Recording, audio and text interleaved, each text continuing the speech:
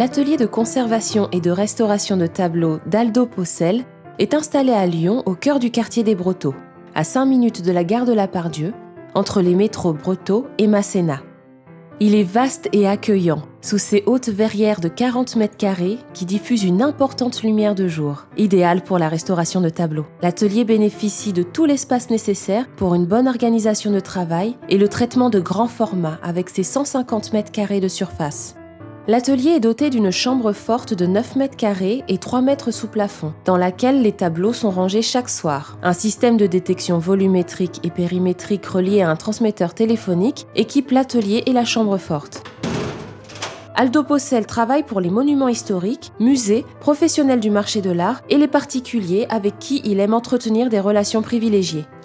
Comment allez-vous? Hop. Merci. Vous avez fait une route? Oui, très bonne. On va regarder un peu ce qu'il a. Donc, moi, je vois déjà plusieurs choses. Voilà, par exemple, là, il y a une déchirure qui a été restaurée. Ici, il doit y avoir une lacune avec une pièce qui a généré une déformation et une deuxième pièce qui remonte. Ah oui, ça, je n'avais pas observé tout ça. Là, par exemple, il y a aussi une grosse restauration. La toute première chose quand un tableau arrive à l'atelier, c'est l'observation. On l'observe à l'œil nu sous toutes ses coutures.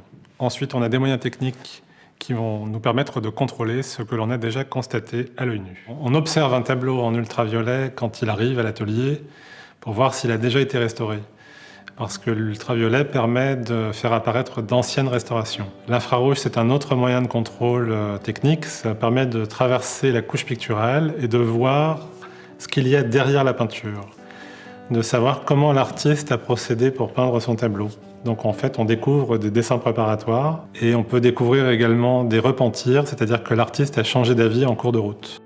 Un des moyens d'observation, c'est la lumière rasante. Ça nous permet de voir l'état de déformation du support et ça nous permet de voir également s'il y a des écailles qui sont en train de se décoller du support. Donc on ne le voit pas en lumière directe, c'est la lumière rasante qui va friser la surface et qui va nous permettre de voir toutes ces déformations. La loupe binoculaire, c'est un moyen de contrôle très intéressant parce que ça nous permet en fait de voir des détails qu'on ne peut pas voir à l'œil nu. Donc ça nous permet de comprendre le tableau et ça nous permet également de travailler. Par exemple, on peut faire du dégagement au scalpel, c'est-à-dire qu'on travaille de manière mécanique pour retirer un repeint avec une lame de scalpel. Quand un tableau est écaillé, par exemple, avant de faire le refixage avec des adhésifs, on va protéger la face avec des papiers japon. On appelle ça une protection de surface. Et c'est provisoire, bien sûr. Ça consiste à coller un papier japon sur les zones qui sont écaillées. Ensuite, on fait un refixage en faisant des infiltrations avec des adhésifs et on refixe avec une spatule chauffante. Et une fois que c'est fait, on retire le papier japon. Et s'il y a des taux d'humidité qui sont très élevés, comme dans des dégâts des eaux par exemple, la cellulose de la toile gonfle et la toile se rétracte. Et la couche picturale n'a plus suffisamment de place. Donc dans ces cas-là, on est obligé de faire une mise en extension de l'œuvre. C'est-à-dire qu'on la met en tension sur un bâti et on va tirer sur la toile pour pouvoir lui faire retrouver sa dimension originale. Ensuite, quand on a des consolidations de déchirure à faire ou du refixage à faire sur la couche picturale, une des opérations premières que l'on fait, c'est le dépoussiérage de l'arrière du tableau. Parce qu'il y a souvent des toiles d'araignée, énormément de poussière, et on est obligé de passer par une micro-aspiration pour assainir l'arrière du tableau. Certains tableaux, quand ils arrivent à l'atelier, sont déchirés, donc on va faire des consolidations de déchirure, et en fait on fait ce qu'on appelle du fil à fil. On remet les bons fils en face des bons fils, avec des petits outils de dentiste et des petits adhésifs. On fait des petits points de soudure, de manière à recréer l'homogénéité du support. Alors je vais faire un petit test de nettoyage.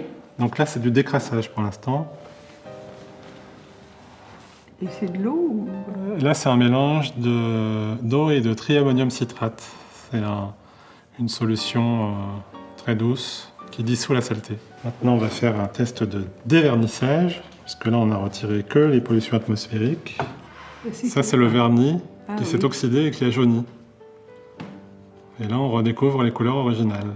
Quand un tableau a des lacunes, donc c'est la couche picturale qui est manquante, on voit la toile. On va, avant de procéder à la retouche, travailler sur la structure et faire des mastiques, des petits mastiques, qui vont imiter les coups de pinceau, qui vont imiter l'impression de la toile. Et donc on travaille avec des petits mastiques qu'on fait d'abord à niveau. Ça ne doit pas recouvrir l'original, en aucun cas. Et on travaille ensuite au pinceau, en structure. En fait, on imite la structure originale. Une fois qu'on a terminé les mastiques sur un tableau, avant d'entamer la retouche, on va vernir le tableau. Mais on va le vernir au pinceau, de manière à former un film protecteur. Mes clients sont toujours étonnés parce qu'ils pensent qu'on vernit à la fin. Mais en fait, on vernit avant de retoucher, parce que ça permet de donner aux couleurs leur intensité normale. Tant que le tableau n'est pas verni, les couleurs n'ont pas leur intensité. Donc ensuite, on retouche, et à la toute fin, on peut faire encore une dernière couche de vernissage qui, elle, va réguler la brillance voulue. Une des étapes finales, c'est la réintégration colorée, qu'on appelle aussi la retouche. Donc une fois qu'on a terminé les mastiques, on va pouvoir passer à la couleur, en fait, à la réintégration de la couleur. Donc on va travailler avec une palette et des pigments et du vernis. Avec un petit pinceau, on va recréer les couleurs originales. Quand on m'amène un tableau à restaurer, il y a également le cadre qui est à restaurer. Donc on fait aussi la dorure de cadre, la restauration de bois doré, de sculpture polychrome. Là, je sors la feuille d'or du carnet, je vais l'étaler. Là, je la coupe.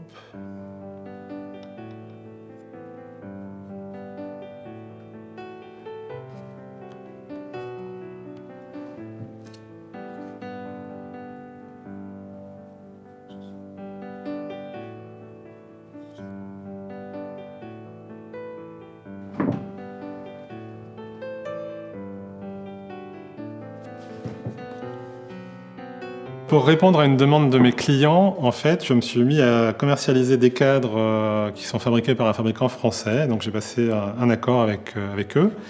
Et donc de temps en temps, j'ai des clients qui m'amènent un tableau à restaurer, qui est encadré par un cadre qui ne va pas du tout, qui n'est pas en bon état. Et donc ils souhaitent que je leur propose un nouveau cadre. Donc j'ai tout un échantillonnage de cadres de différents styles qui vont de la Renaissance au 19e siècle, voire 20e. Ça passe par des cadres sculptés de grande qualité comme celui-ci et des cadres avec des motifs rapportés qui ne sont pas sculptés, donc qui sont moins coûteux. Voilà, et mes clients sont ravis. Bonjour Tommy. Bonjour Aldo. Alors, venez voir. Satisfait? Il a déjà sa place prête à la maison. Place privilégiée parce qu'il est magnifique. Allez. La restauration de tableaux dans l'esprit des gens, c'est très mystérieux et beaucoup pensent que c'est inaccessible. Beaucoup de gens me disent moi j'ai pas de tableau de maître chez moi, donc ils s'interdisent en fait de venir me voir. Alors qu'en fait c'est pas du tout inaccessible, on fait des petites restaurations, il y a des tableaux qui sont simplement à nettoyer quelquefois et ça coûte très peu cher, ça peut représenter 2, 3, 4 heures de travail. Donc c'est sur des budgets de 150, 200 euros.